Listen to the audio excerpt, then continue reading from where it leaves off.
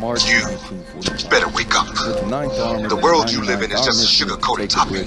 There is another world. It, the real world. And if you want to survive it, you better learn to pull the trigger. This is your host with the almost most, the furious Nevermind. And not only is my 7x5 becoming an 8x6 through using a safe and easy penis enlargement method called jelking, stupid name, but you guessed it, my soul rages with strength. Now then, I've been abstaining from sex, no big surprise there, and from masturbation also for 122 consecutive days as of today. And at day 114, I wanted to let loose, as that was my scheduled time. But I then realized that I had one final lesson to learn. Going all that way and then blasting one off at the very first opportunity, well, I couldn't do it. I found myself thinking, after over 100 days, did I learn nothing? Well, I kept going, and now at day 122, I can safely say that I have achieved the self-control through deferral of gratification that I was going for in the first place. As some men already understand, there exists a surprisingly common kind of man who lets his desire to pander to females to get laid thereby is willing and not otherwise to be overtaken by his or their own fifis and biological stressors. These men have no more of an excuse than the women, most women, who are willing to leverage perpetually diminishing sexual access for ever-increasing monetary provision. And of course, yes, the wife initiates the divorce in approximately 70% of all divorce cases. And the primary determining factor for that being whether or not the husband has a full-time job. So it's kind of self-explanatory. Thus, the hedonistic, simpering, adulterous wimps that beg weaker beings for pity, sex, or simple human consideration have exactly no excuse for their actions. Otherwise, outlets are available to them, including having a little human dignity. Go figure. There are no upright women, okay? According to Ecclesiastes chapter 7 and verses 27 through 29, the following is read. Here is what I have found, says the preacher, adding one thing to another to find out the reason, which my soul seeks, but I cannot find. One man among 1,000 have I found, but a woman among all these have I not found.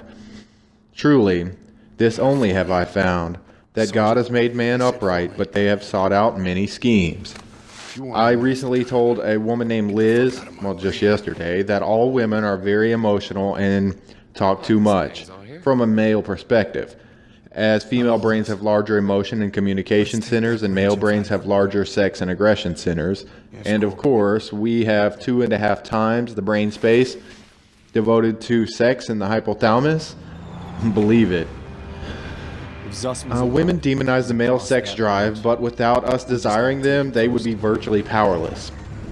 Speaking of power, there are 6 main compounds of interest in the seminal plasma. These are cortisol, estrogen, prostaglandins, oxytocin, melatonin, and serotonin. Estrogen, oxytocin, and prostaglandins, I think it's called, have all been linked to inducing lower levels of depression. The chemical oxytocin, a hormone released by women during orgasm, birth, and breastfeeding, has been shown to trigger feelings of affection, and oxytocin helps to produce social bonding. Melatonin is a sleep-producing hormone, and serotonin is regarded by science to be the best-known antidepressant neurotransmitter. Boom. What happens is that the sperm are removed from the seminiferous tubules within the testicular structure to the epidemus for maturing and storing. They stay in the epidemus for about a month, and then at the end of that time they either degenerated and absorbed or expelled to begin the journey up the vas deferens to the ampulla, I think it's called, for storage prior to ejaculation. Animal studies estimate that 40 to 50% of sperm produced are reabsorbed by the epithelial cells before they reach the vas deferens. Now, yours truly does not know for sure if the aforementioned goes into the bloodstream, those chemicals, after being processed. I do know, however, that I'm in a constantly good mood, although virtually nothing has changed in my life, and I was in a bad mood up until then most of the time. Perhaps there is something to this NoFap thing.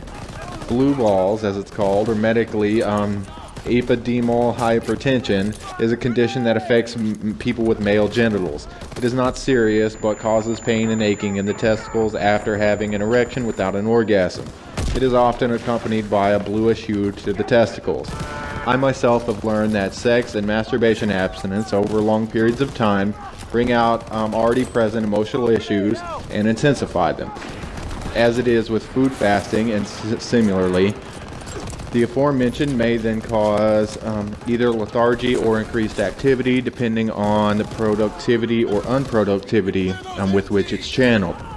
One may not always have a full stomach or be perpetually well hydrated.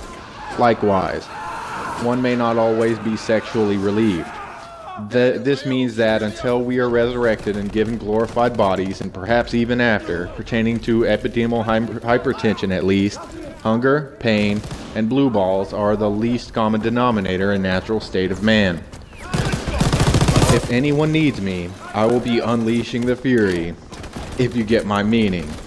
Like the karate black belt and movie star Wesley Snipes, as his character, Blade the Daywalker, once said, "Sooner or later, the thirst always wins."